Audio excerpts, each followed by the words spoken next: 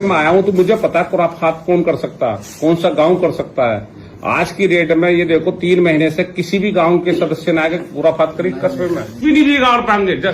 ईश्वर की अगर वो होगी, मैं अगर गलत करूंगा सद्भाव से काम करता हूँ, ईश्वर को हाजिर नाजिर रख के काम करता हूँ। ये कुर्सी मेरी माँ है, अगर मैं गलत काम करूंगा तो मैं अपने जाल में खुद ही फंस जाऊंगा। अगर आप में गलत को गलत कहने की क्षमता नहीं है तो आपकी शिक्षा और आपकी प्रतिभा दोनों व्यर्थ है। याद रखना। जय हिंद, जय भारत।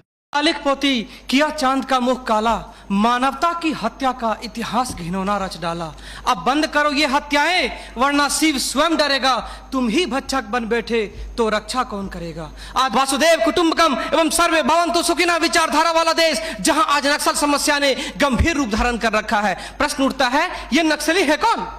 समाज के सबसे शांत, शहरों से दूर जंगलों में रहने वाले तथा खेतों के माध्यम से अपने जीवन यापन करने वाले वो लोग जो अपने पूर्वजों द्वारा दिए गए धरोहर को बचाने के लिए सरकार के खिलाफ हथियार बंद हो गए हैं और अंततः ये लोग नक्सली बनने पर मजबूर होते हैं। महोदय, आधुनिकीकरण के नाम पर उन गरीब आदिवासियों की जमीनों को छीन ली गई तथा उन्हें मजबूर कर दिया बंधुआ मजदूर बनने पर, किंतु आज उनकी अधिकारों की कोई बात तक नहीं करता। मन समर्पित, तन समर्पित और यह जीवन समर्पित। मैं पूछता हूं, देश की धरती तुझे क्या दूं, क्यों दूं और किस लिए न्यौछावर करूं अपना सब कुछ तुम पर? क्या इसलिए कि मुझे देशद्रोह जैसे शब्दों से नवाजा जाए, या इसलिए कि मुझे फर्जी इनकाउंटर में मार दिया जाए? जैसी विडंबना है महोदय, हमारे विपक्षी साथी द्वारा मानव अधिकार का संरक्षण किए बगैर ही राष्ट्रीय सुरक्षा की बात करते हैं। जब आम लोगों का कोई अधिकारी नहीं हो तो इस स्थिति में राष्ट्रीय सुरक्षा का क्या मतलब? मैं पूछना चाहता हूं अपने विपक्षी साथियों से, वे किस राष्ट्रीय सुरक्षा की बात करते हैं? पुलिस हिरासत में अत्याचार व मौत, उन्नाव केस, किसानों द्वारा आत्महत्या, या बिहार के शेल्टर होम में हुई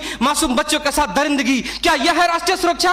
राष्ट्रीय सुरक्षा का अर्थ सिर्फ सीमा की सुरक्षा नहीं, बल्कि सीमा के अंदर रह रहे व्यक्तियों की सुरक्षा से भी है। अपने हक को मांगे जाने पर लोगों को नक्सली तथा आतंकवादी करार दिया जाता है तथा यह सुरक्षा देने वाले पुजारी आईपीसी की धारा 124A के तहत गिरफ्तार कर उन्हें देशद्रोह का मुकदमा चलाते हैं, फिर फर्जी इनकाउंटर में भी मार गिराते हैं। जबकि सुनील बत्रा बनाम दिल्ली प्रशासन में माननीय न्यायाधीश ने स्पष्ट किया है कि फर्जी इनकाउंटर हत्या के समान है।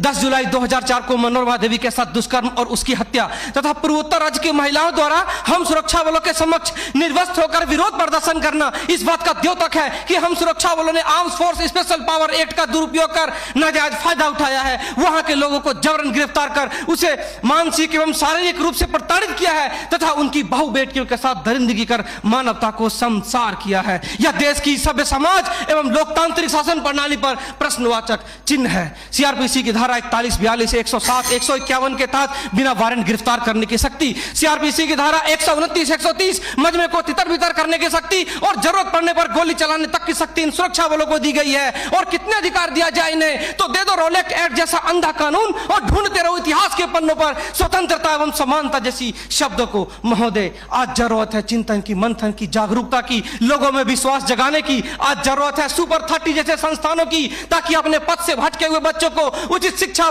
भोजन इत्यादि का प्रबंध कराकर उसे विकास के सही मार्ग से जोड़ सके।